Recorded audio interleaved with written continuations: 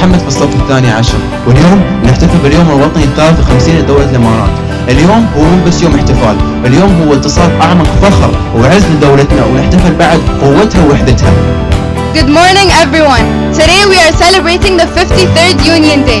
This isn't just a day for events, but also a deeper connection of the UAE's pride, strength and unity. مجدها دائم إلى يوم الميعاد، راسخة مثل الجبال أركانها، في تراه العلم مرفوع العماد، له سياستها تبتكر ورشاد، الوطن والشعب عنوانها. This magnificent poem by Sheikh Mohammed bin Rashid Al Maktoum speaks of pride and honor.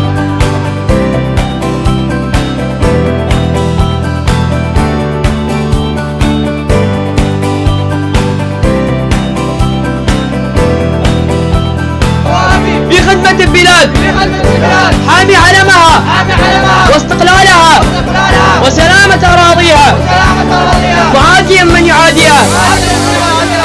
Sun gold in the sky, it waits for the pale moon to soar and illuminate. Few of many wonders I could accumulate of my home, the United Arab Emirates.